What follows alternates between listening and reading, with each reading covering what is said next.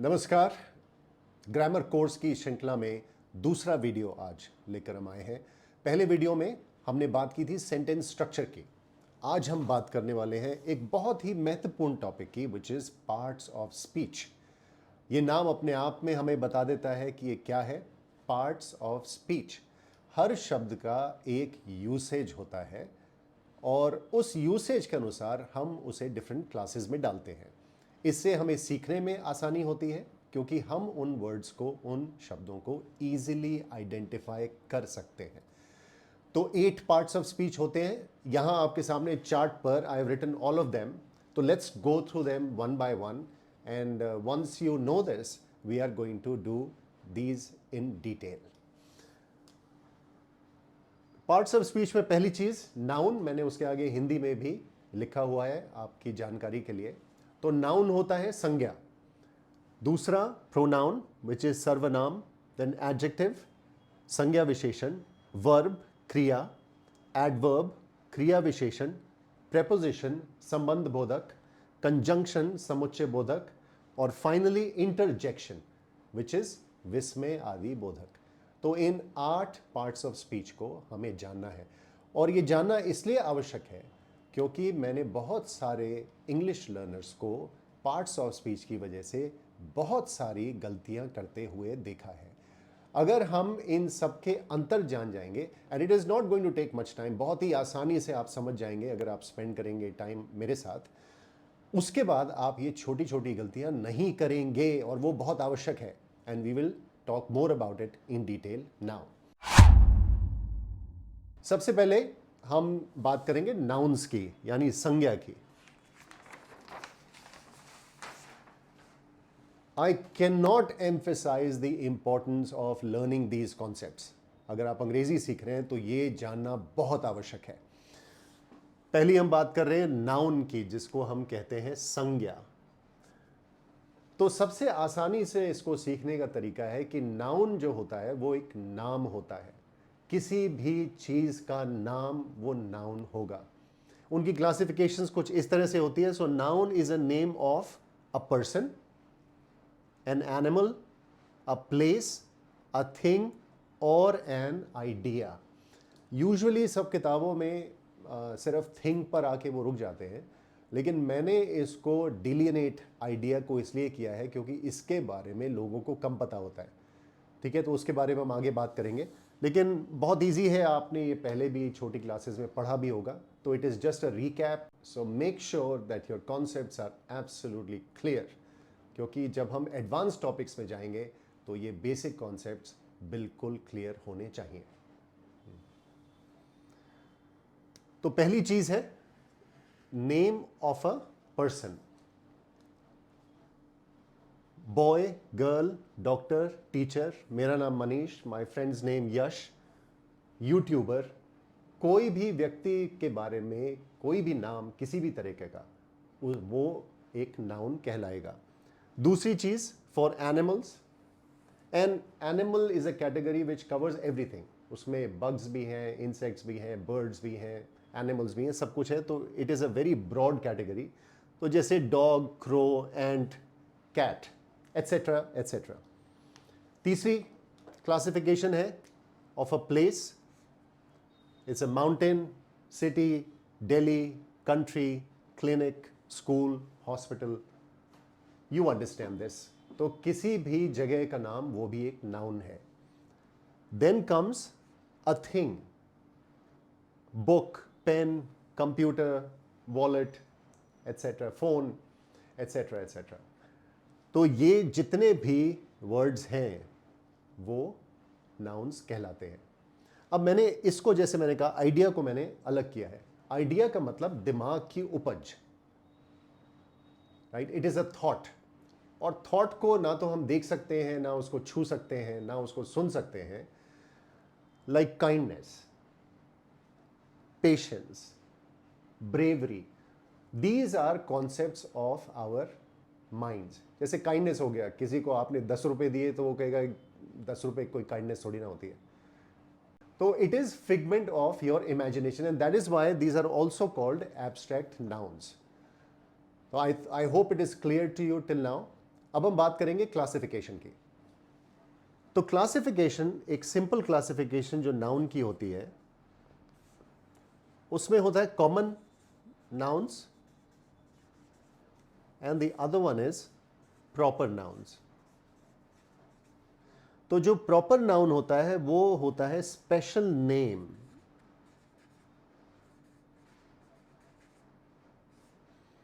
जैसे आपके माता पिता ने आपको एक स्पेशल नाम दिया है, तो अगर वो मनीष है तो that will be a proper noun. अच्छा, इस प्रॉपर नाउन को आपको प्रोनाउन से कंफ्यूज नहीं करना है, because next thing we are going to learn is this.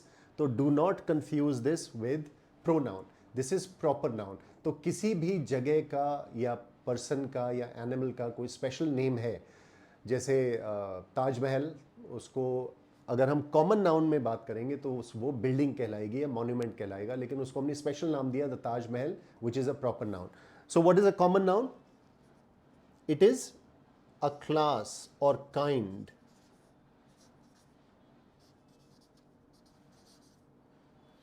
एक क्लास की चीज़ों के लिए हमने एक नाम दे दिया। जैसे बैठने की जो जगह है उसको हम चेयर बोल देते हैं, तो चेयर पूरी दुनिया में चेयर ही कहलाएगी, उस तरह की चीज़, राइट?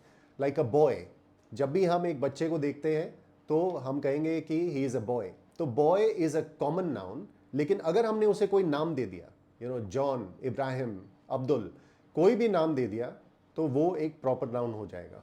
वैसे तो बहुत सारी क्लासिफिकेशंस हैं, लेकिन एक और बहुत ही महत्वपूर्ण क्लासिफिकेशन है जिसके ऊपर हम थोड़ा अधिक समय व्यतीत करेंगे। तो लेट्स गो टू दैट।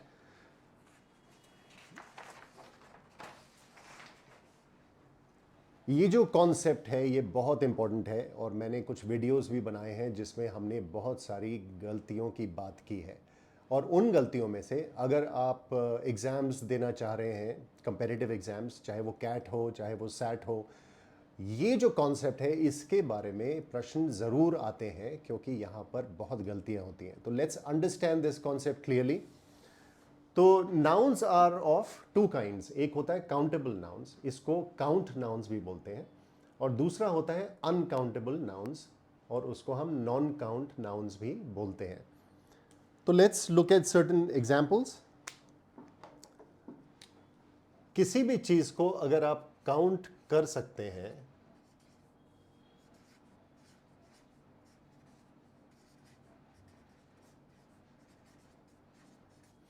तो वो काउंटेबल नाउन हो जाता है। जैसे I can say I have a pen, I have two pens, I have three pens, I can count the number of pens.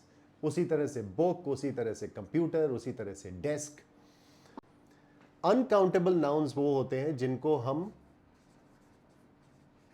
Count नहीं कर सकते। Like I can't say give me one water, give me two waters, right? अब मेरा सवाल आपसे यह है कि is star a countable noun और अनकाउंटेबल नाउन? बहुत सारे लोगों ने शायद इसका जवाब दिया होगा अनकाउंटेबल, और उसका एक रीज़न है। हमें ये डिस्टिंग्विश करने की ज़रूरत है, क्योंकि अनकाउंटेबल से हमें लगता है कि जिसकी हम गिनती नहीं कर सकते। तो हमें पता है कि इतने सारे स्टार्स हैं, millions of stars are there और trillions of stars are there, I mean millions, billions, trillions of stars are there, और हम उनको काउंट नहीं कर सकते। लेकिन यहाँ पे वो क्लासिफिकेशन नहीं है।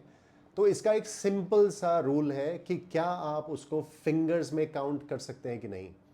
Like one star, two stars, three stars, अगर आप वो कर सकते हैं तो ये एक काउंटेबल नाउन है, राइट? राइट, ये इस कैटेगरी में आएगा। तो ये डिस्टिंक्शन करना बहुत ज़रूरी है कि हम सारे स्टार्स को तो काउंट नहीं कर सकते, लेकिन जो भी हमें स्टार्स दिख रहे हैं हम उनको अपनी फिंगर्स पे काउंट कर सकते हैं। तो I hope that you understand this concept. इसके बारे में हम आगे और भी डिटेल में बात करेंगे, तो इसके कॉन्सेप्ट्स और क्लियर हो जाएंगे। But for this basic grammar course, जहाँ पे हम कोशिश ये कर रहे हैं कि आपके जितने भी बुनियादी कॉन्सेप्ट्स हैं अगर वो क्लियर हो जाएंगे तो it will help you improve your English language skills. लेकिन एडवांस्ड, इंटरमीडिएट टू एडवांस जो भी कॉन्सेप्ट्स होंगे उसके बारे में हम विस्तार से चर्चा करेंगे बाद में। तो some students will ask the question कि भाई हम वाटर को काउंट तो कर सकते हैं, हम कहते हैं 1 litre of water, 2 litres of water, but mind you मैंने क्या बोला था कि आप फिंगर पे काउंट नहीं कर सकते इसको। आप ये नहीं कह सकते 1 वाटर या 2 वाटर्स या 3 वाटर्स। आपने क्या यूज किया? आपने यूज किया litre. You can say 1 cup of water, a bucket of water, 2 buckets of water. तो उसमें क्या हुआ कि ये जो कप हो गया या बकेट हो गया या लीटर हो गया, ये सारे के सारे कहलाते हैं मेजर वर्ड्स। तो ऑब्वियसली हमें अनकाउंटेबल नाउन्स को भी काउंट करना है, तो उसके लिए हम मेजर वर्ड्स का यूज करते हैं, जैसे KG, litre, pound, etcetera etcetera. तो इसके बारे में हम आगे बात करेंगे कभी विस्तार से। तो चलिए चलते हैं दूसरे पार्ट ऑफ स्पीच की तरफ।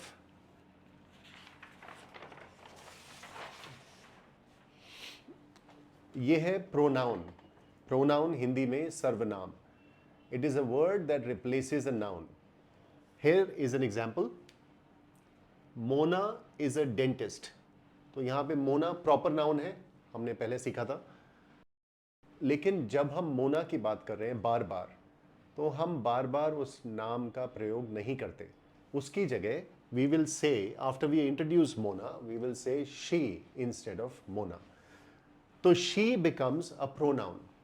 And there are other examples like I, we, you, your, he, she, it, they, them, me, mine, his, her, etc., etc. So this is a very simple take on pronoun. Now you can identify pronouns in a sentence. तो अब चलते हैं तीसरे part of speech की तरफ। ये बहुत ही important part of speech है। वो मैं क्यों बोल रहा हूँ? क्योंकि आपकी भाषा सुधरती है जब आप अधिक से अधिक एडजेक्टिव्स, राइट एडजेक्टिव्स यूज करते हैं किसी को डिस्क्राइब करने के लिए। तो एडजेक्टिव क्या होता है हिंदी में? संज्ञा विशेषण। तो it is a word that describes a noun और gives us more information about a noun. Example यहां पे देख लेते हैं।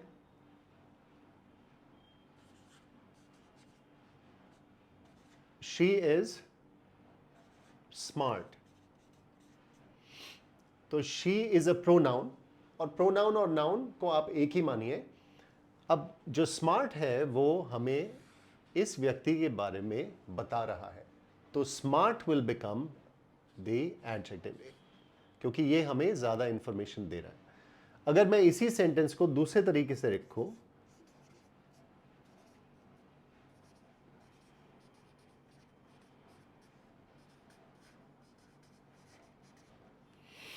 ये इसी को कहने का एक और तरीका है। She is a smart woman. यहां पे वुमेन इज अ नाउन, और किस तरह की वुमन है? स्मार्ट। तो स्मार्ट इज द एडजेक्टिव। तो beautiful, pretty, tall, short, slim, fat, obese, ये सारे के सारे एडजेक्टिव्स हैं, and they make the language more beautiful, more descriptive. So please understand the importance of this very, very special part of speech. तो I hope कि आपको ये easily समझ में आ रहा है। और अब हम चलते हैं नेक्स्ट पार्ट ऑफ स्पीच की तरफ, जो बहुत क्रिटिकल है। हमने जैसे कहा था कि जो सेंटेंस स्ट्रक्चर, पिछले वीडियो में, sentence structure must have a subject and a verb. तो आप जानते हैं कि इसकी क्रिटिकलिटी क्या है। वर्ब होता है क्रिया। वर्ब 3 प्रकार के होते हैं। एक होता है बी वर्ब। तो इसको समझाना थोड़ा डिफिकल्ट होता है, बट मैं इसको लिटरली इक्वल टू से डिस्क्राइब करता हूं। फॉर इंस्टेंस, ये क्या वर्ब होते हैं? ये होते हैं is, am, are, was, were, be, जैसे विल बी। तो अगर मैं कहता हूं कि राम इज टॉल, तो this basically means to be, होना, कि राम टॉल है, ये उसके होने की, लंबे होने की वस्तु स्थिति को डिस्क्राइब करता है, एक्सप्लेन करता है। तो ये जहां भी ये वर्ब्स होते हैं, अगर ये एक मेन वर्ब के साथ इस्तेमाल होते हैं तो इनको हम लिंकिंग वर्ब्स बोलते हैं, लिंकिंग और हेल्पिंग वर्ब्स।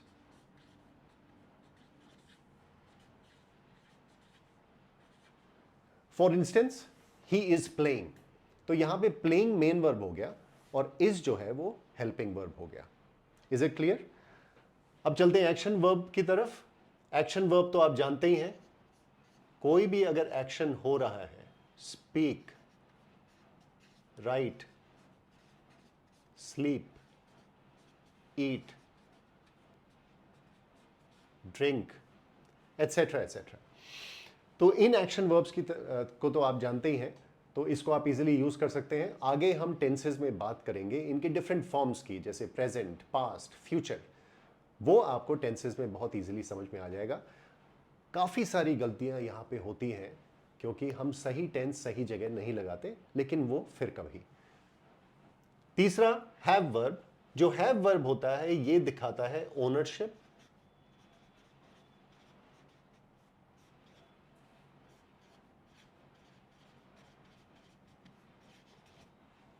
और पोजेशन, ओनरशिप और possession. For instance, I have a house. Generally हम जब बोलते हैं कि आई have a house, it means I own that house. लेकिन भारत में ये ज़रूरी नहीं कि आप ओन करते हैं तो आप पोजेस भी करते हैं, क्योंकि भारत में कब्जा होना बहुत आसान है। लेकिन एक और एग्जाम्पल देखते हैं, ही हैज़ अ पेंसिल।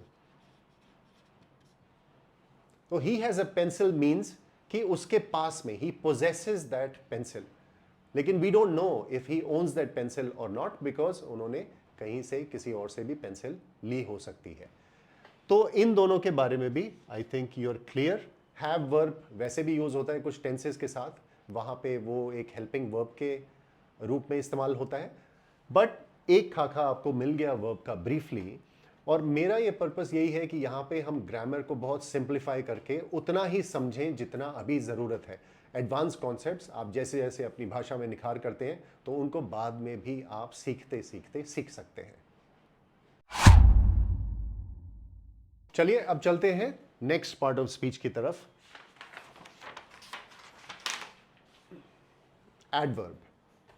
इसको हिंदी में तो हम क्रिया विशेषण बोलते हैं। Adverb is a word that describes, now pay attention.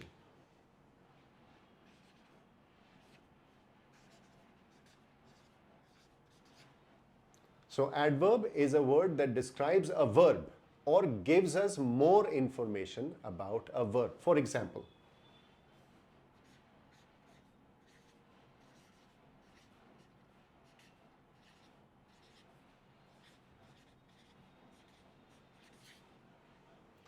he drives rashly. जो ड्राइव है ये यहाँ पे वर्ब है, वो कैसा ड्राइव करता है?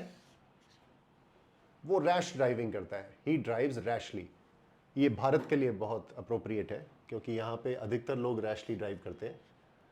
तो ये इस क्रिया के बारे में मुझे ज़्यादा सूचना, इंफॉर्मेशन दे रहा है ये शब्द, तो ये हो गया एडवर्ब। राइट, इसकी जगह हम फास्ट भी यूज कर सकते थे, ही ड्राइव्स फास्ट, तो fast is also an adverb. Fast is also an adjective, but that we will cover some other day.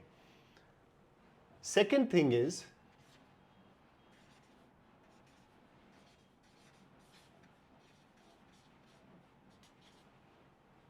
adverb also describes an adjective. How so?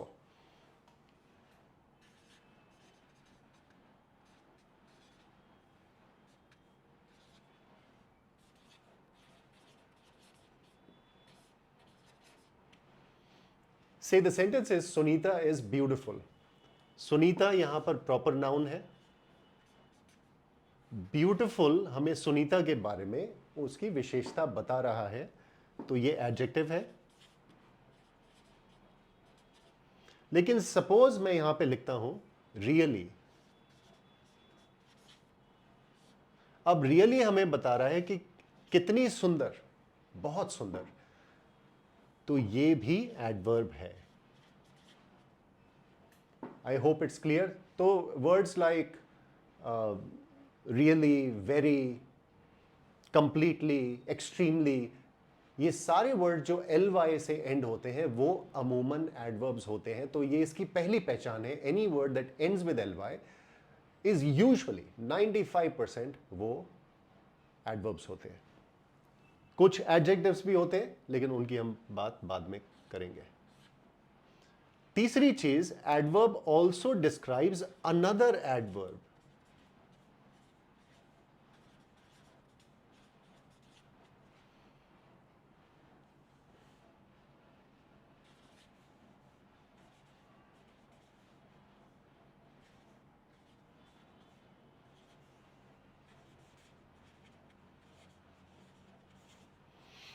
So Sam is a noun, proper noun.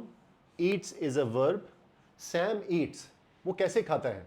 Quickly, बहुत जल्दी, जल्दी। तो ये हो गया आपका adverb, क्योंकि ये हमें इस वर्ब के बारे में अधिक इंफॉर्मेशन दे रहा है।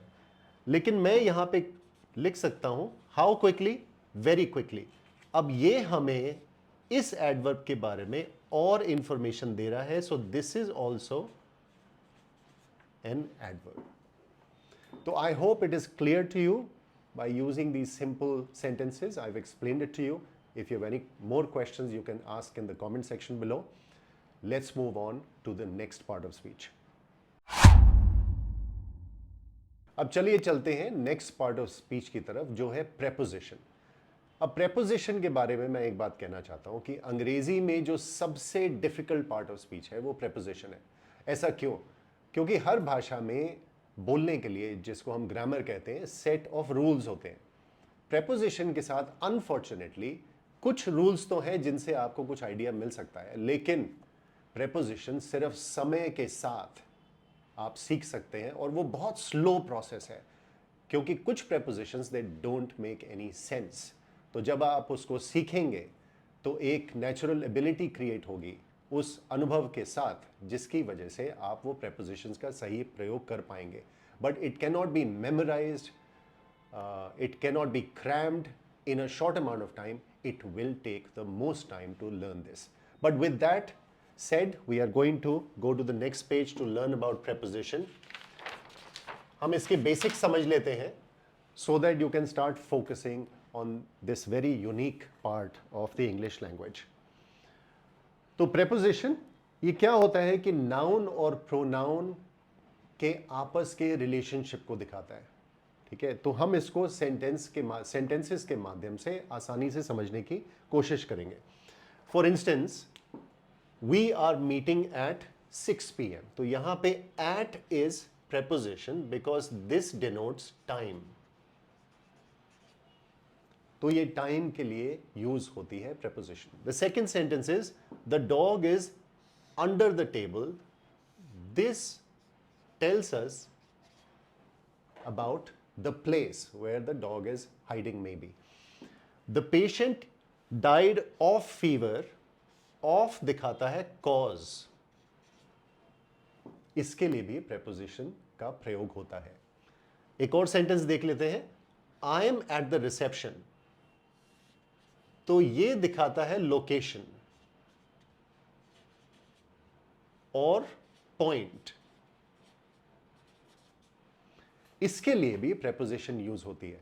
As you can see, there are so many examples and there are many more prepositions that are used, like at, in, on, off, from, out, above, across, over, under, beside, between, beneath, etc. etc.